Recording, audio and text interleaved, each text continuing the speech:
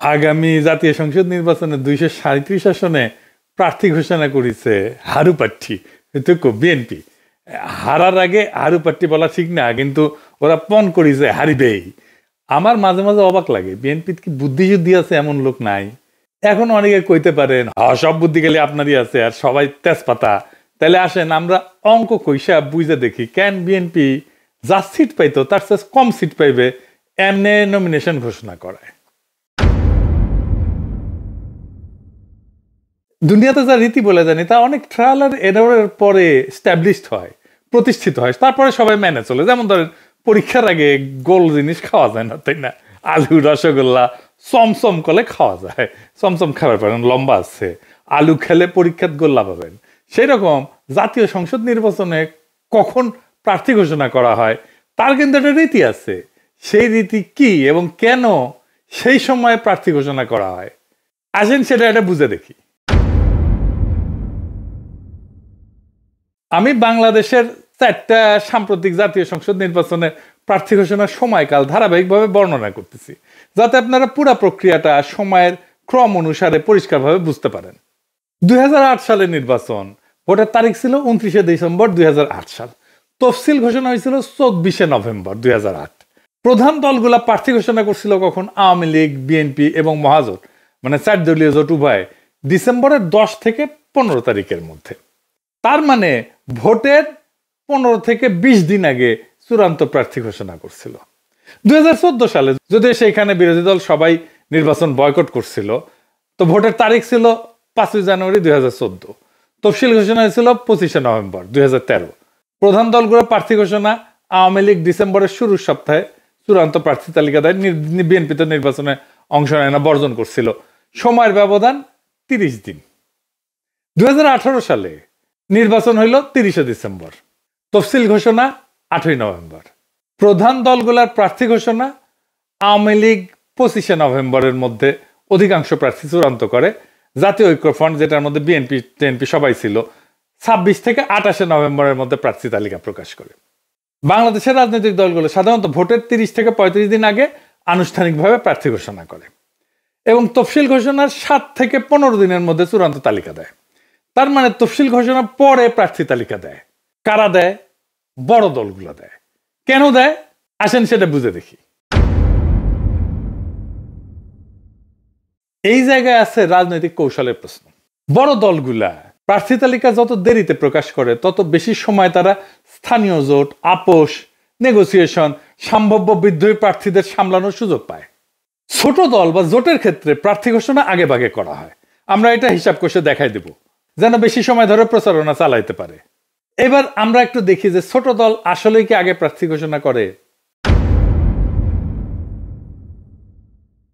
2008 সালে আমরা তো দেখছি তফসিল ঘোষণা 24শে নভেম্বর 2008, ভোটের তারিখ 29শে ডিসেম্বর 2008। ছোট দলগুলা মানে জাতীয় পার্টি এরশাদ 28শে নভেম্বরের মধ্যে অধিকাংশ প্রার্থী ঘোষণা করে। ইসলামী দল এবং বামপন্থী জোট, যেটা জাতীয় সমাজতান্ত্রিক দল, ওয়ার্কার্স পার্টি ইত্যাদি, নভেম্বরের শেষ সপ্তাহে প্রার্থী প্রকাশ করে, অর্থাৎ ভোটের 30 দিন আগে থেকে প্রচারণা শুরু করে। 2014 সালের নির্বাচনে তফসিল ঘোষণা করে 25শে নভেম্বর, ভোটের তারিখ 5 জানুয়ারি।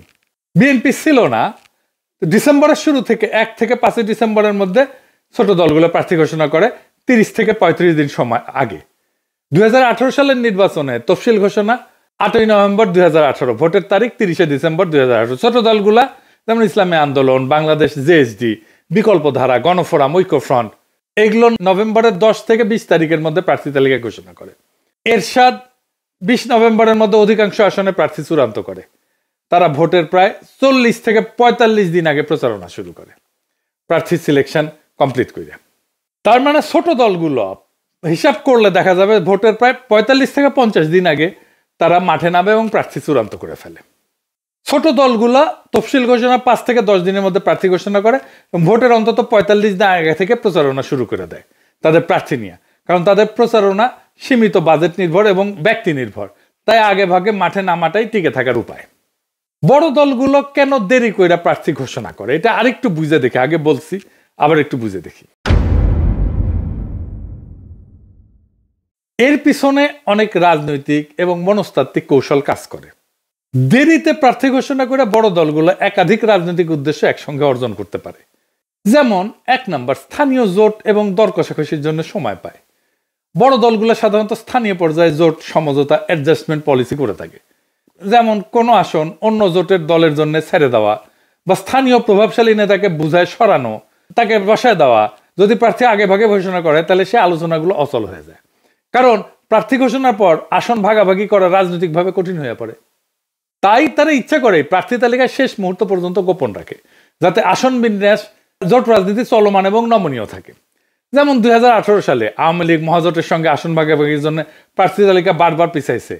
বলা হয়েছিল এটা একটা সিট অ্যাডজাস্টমেন্ট উইন্ডো। 2 নাম্বার, সম্ভাব্য বিদ্রোহী প্রার্থীদের নিয়ন্ত্রণ। প্রত্যেকটা বড় দলের মধ্যে একাধিক মনোনয়ন প্রত্যাশী থাকে। যারা মনোনয়ন পায় না তারা বিদ্রোহী প্রার্থী বা স্বতন্ত্র প্রার্থী হিসেবে দাঁড়ায় যায়। যদি নাম আগে ভাগে ঘোষণা করা হয় তাহলে যারা বাদ পড়ছে তারা সময় পেয়ে যায় বিকল্প প্রতীক সংগ্রহ, প্রচারণা করা, দল বিরোধী ক্যাম্প গঠনের, তার ফান্ড কালেক্ট করার। তাই দলগুলা বিলম্ব করে যাতে বিদ্রোহীদের সময় কমে যায় এবং শেষ মুহূর্তে তারা যেন সংগঠিত হইতে না পারে। 3 নাম্বার, প্রতিদ্বন্দ্বী দলগুলো তার প্রার্থী নির্বাচনের কৌশলটা জানা এবং পাল্টা চাল দেওয়া।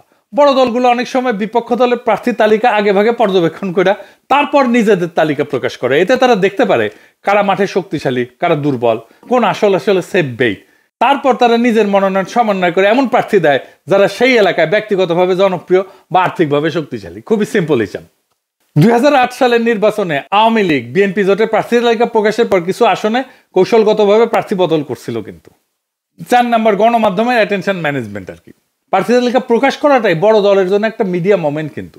সাংবাদিক, ভোটার, প্রতিদ্বন্দ্বী সবাই তখন মনোযোগ দেয়। তাই বড় দলগুলো এই ঘোষণাটাকে একটা রাজনৈতিক নাটকীয়তা বা কৌশলগত সময় নির্ধারণের ইভেন্টে পরিণত করে। তাই দেরিতে প্রকাশ মানে মিডিয়ার ফোকাস ধরে রাখা, আলোচনা দীর্ঘায়িত করা এবং প্রচারণার মোমেন্টাম বজায় রাখা। 5 নাম্বার, আভ্যন্তরীণ দ্বন্দ্ব ঠান্ডা রাখা। অনেক সময় দলের কেন্দ্রীয় নেতৃত্ব একাধিক লবির মধ্যে ভারসাম্য রাখতে চায়। আগে ভাগে প্রার্থী ঘোষণা করলে লবিগুলোর চাপ বাড়ে, ক্ষোভ, গণবিক্ষোভ, এমনকি প্রার্থী বর্জনের মতো পরিস্থিতি তৈরি হয়। তাই দলগুলো শেষ মুহূর্তের একটা সেটেলমেন্ট প্যাকেজ দেয়।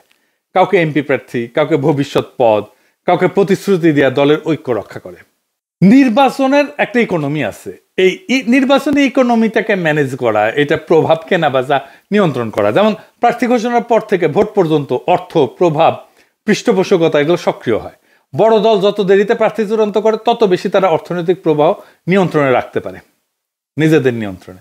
এবং মানি পলিটিক্স যেটা, এটা অনিয়ন্ত্রিত বিস্তার থাকাইতে পারে, অন্তত আংশিকভাবে। তাই বড় দলগুলোর জন্য দেরিতে প্রার্থী তালিকা প্রকাশ করা কোনো বিশৃঙ্খলা না, এটা এক ধরনের কৌশলগত টাইমিং পলিটিক্স, যেখানে সময়কে নিয়ন্ত্রণ করে তারা আভ্যন্তরীণ সংঘাত, স্থানীয় প্রতিদ্বন্দ্বিতা এবং নির্বাচনী ক্যালকুলেশন এটা নিয়ন্ত্রণ করে। তফসিল ঘোষণার দিন থেকে ভোটের দিন পর্যন্ত বড় দল টাইম ম্যানেজমেন্ট করে প্রতিদ্বন্দ্বীদের চাইতে আগায় থাকে। বিএনপি আগে প্রার্থিতা ঘোষণা করে ছোট দলের মতো আচরণ করে ফেললো, আভ্যন্তরীণ কোন্দল বাড়ায় দিল, বিদ্রোহী প্রার্থীদের সংগঠিত হওয়ার সুযোগ দিল। ধরেন কুমিল্লার হাজী আমিনুর রশিদ ইয়াসিন, কুমিল্লার 6 আসনে বিএনপির মনোনয়ন পায়নি। ওনার সমর্থকেরা রাস্তা অবরোধ করে বিক্ষোভ করতেছে, দেখেছেন স্লোগান দিচ্ছে কি দেখেন। মির্জা ফখরুল, তারেক রহমান কাউরে বাদ দিচ্ছে না। শুনান এইটা সাহেব।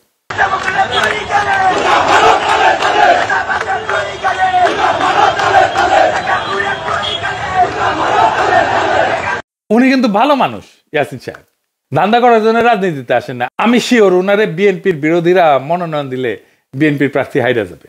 লক্ষ্মীপুর স্যারে আসম আব্দুর রবের জন্য এবিএম আশরাফুদ্দিন নিজানরে মনোনয়ন দেয় না। ওই সিটে আসম আব্দুর রব গোহারা আসবে যদি নিজান সাহেব অন্য মার্কা নিয়ে দাঁড়ায়। আমার হিসাবে বিএনপি 40 থেকে 50টা সিট হারাবে। এইভাবে বিদ্রোহী প্রার্থী অন্য দলে ভিড়ে যাবে। হারাধনের 10টি ছেলে রইল বা কি এক, এমনিতেই ক্ষমতায় যাবে কিনা সেটাই প্রশ্ন। তার মধ্যে ভুল কৌশলে সিট হারানোর কাম করলো, মানে মোটে মা রাধে না তপ্ত আর পান্তা।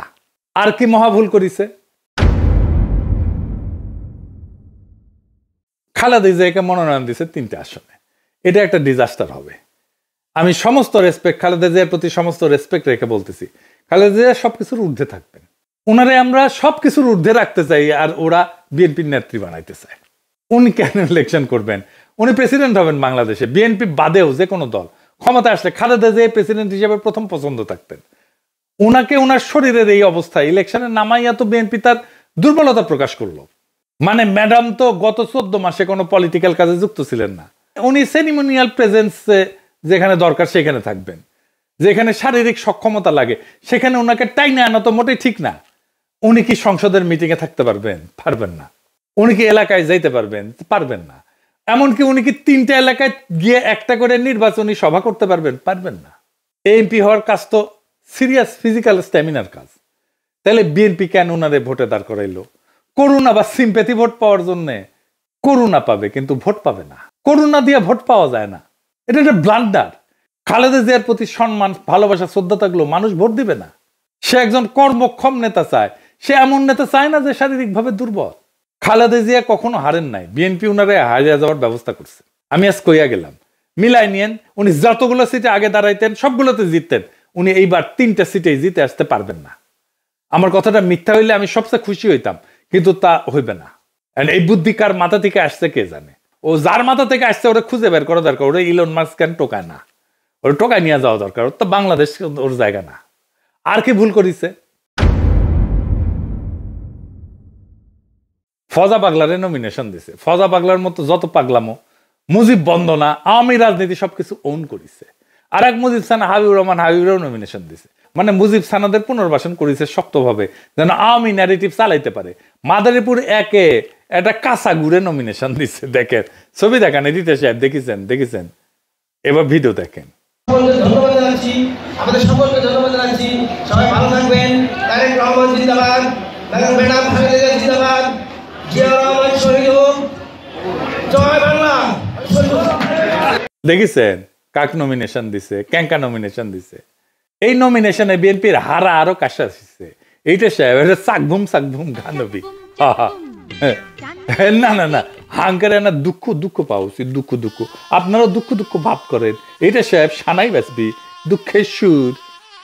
আর হ্যাঁ, শেখ রুমিনুর রহমান নমিনেশন পায় নাই, এজন্য খুশি হয়েন না। ওই উচ্চ কক্ষে যাবি, সাথে জামাই কোটার বুদ্ধিজীবীও যাবি, ডাক্তার জাহিদ যাবি, তাসনিম খলিল যাবি, লিগে রেখেন। আজকে কয়ে দিলাম, বিএনপি সরকার গঠন করুক বা না করুক, কিছু সিট তো পাবে উচ্চ কক্ষে। সেই উচ্চ সিটগুলা এদের বসাবে। তো শেষে একটা কথাই বলা যায়, বিএনপি এখন এমন এক বরের মতো যে বিয়ের তারিখ ঠিক করার আগেই দাওয়াতনামা বিলাইছে, কিন্তু কন্যা পালা গেছে তা খেয়াল করে নাই। প্রার্থী ঘোষণা করতে গিয়ে আরে এমন তাড়াহুড়া করলো যেন মাঘের শীতে গরম জিলাপি খাওয়ার লাইন ধরিছে, কিন্তু দোকান এখনো খোলেইনি। আর খালেদা জিয়াকে 3টে আসনে মনোনয়ন দেওয়া মানে দৌড় প্রতিযোগিতায় নিজের দাদিকে নামানো।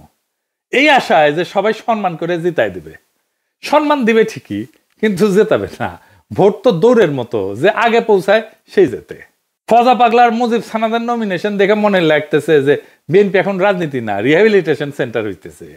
তাই বলি, বিএনপি এবারের নির্বাচনী কৌশল একটাই, আগে হারবে পরে ভাববে। দলের নামও বদলায় দেওয়া দরকার। Haru party limited. এইটা সাহেব এখন সানাই না একটা বাঁশির সুরে শেষ করেন। হ্যাঁ, আর একটা গান গাই আমি। ওই যে আরো দিন তো গেল, সন্ধ্যা হলো, পার করে কে তোরে।